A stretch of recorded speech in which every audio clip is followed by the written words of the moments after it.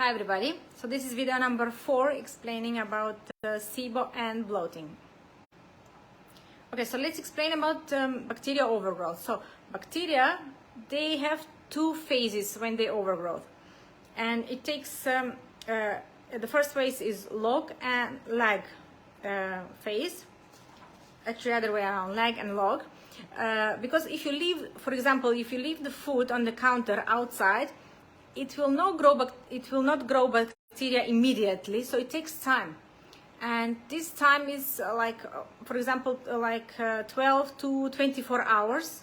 It will start, bacteria will start growing on this food that you left on the counter, right? So it's not immediately, so it takes time. So the first phase before they start overgrowing, it's like approximately 12 hours. It's called lag phase, and the other one, when they get adjusted to the environment and then they start overgrowing, it's lag phase. Okay, lag and log. The second one is log. Okay, so it's same in our intestines. So if the food that we are consuming, it takes long time to go through the intestines and down to the colon, it will become to overgrow. They will adjust to the environment and they will start overgrowing.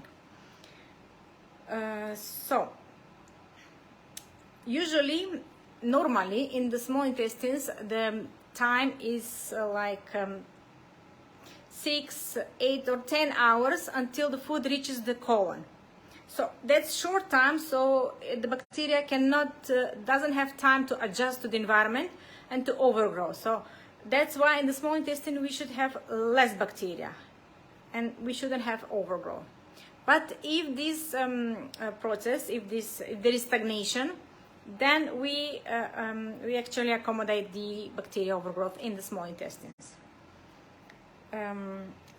And also there are the migrating motor complex, the electrical waves that are actually cleaning up the bowel. It's like detergent. It's cleaning up the bowel, and it doesn't let the bacteria to overgrowth. This is normal with people who does not have SIBO. Okay, so if these all mechanisms are working, but what happens if they are not? So people with SIBO has some of this mechanism not functioning properly, and it's discovered that it's like 50% from the adults have some issue, some of these mechanisms in the digestive system that are not working properly. We explained 4 of them. Okay, we will explain now 4 of them, and of course first one we didn't mention, but it's very important, is the mouth. And the mouth is we have to have no infections in the mouth to clean the teeth. Of course, no toxins like amalgam, which is leaching mercury in the blood, and we don't have bad teeth, and this has to be taken care of first. This is very important. The second one, which is our first one, is the stomach acid. And the stomach acid is killing all the bad which we swallow from the mouth. So stomach acid will take care of it. It has to be between 2 and 3 pH, which is very acidic, and it's killing all the bad bacteria. It doesn't allow them to enter the small intestine. But what happens?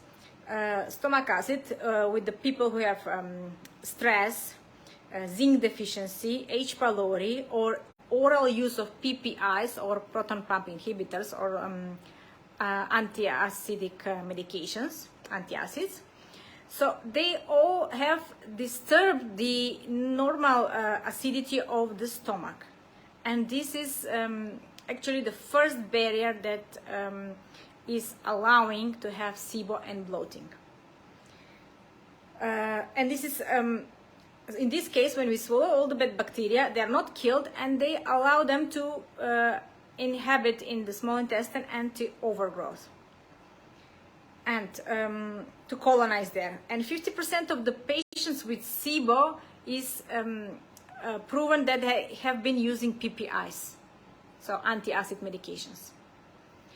Okay, so this was the number 1. So are you one who have used this and you have like some of these stressors and deficiencies or h.pylori or something that you think that may have contributed to your SIBO and bloating. Just let me know in the comment. And how much do you know?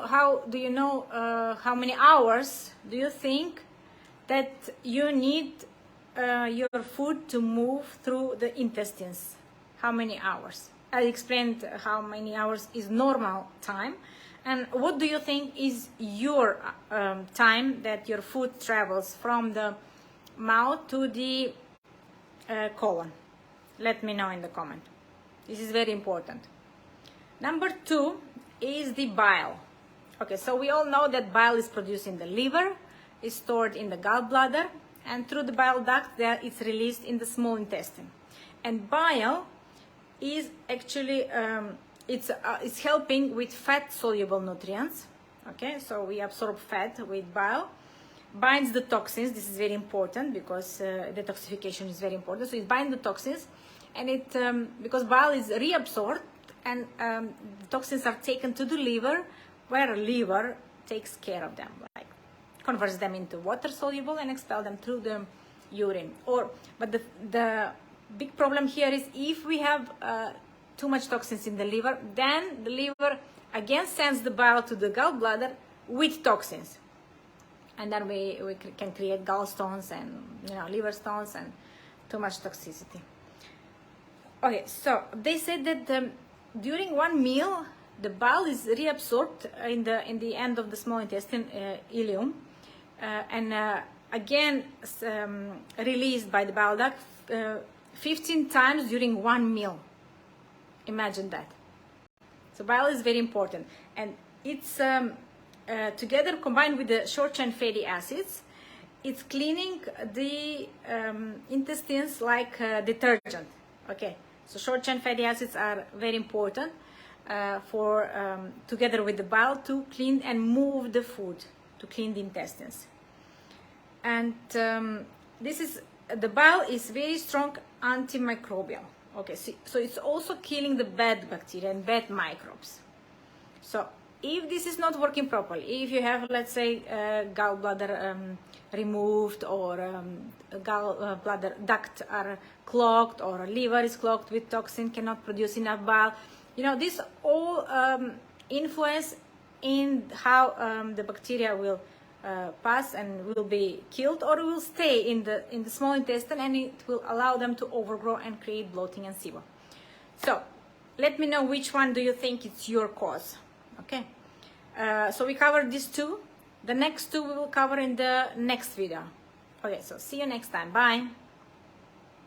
And if you like this video, please share it with your friends and family if you think they will find it useful, if they have these issues like symptoms, bloating, SIBO, and they need to understand how is this working and what they need to fix in order to prevent this to happening. Okay, so see you next time. Bye.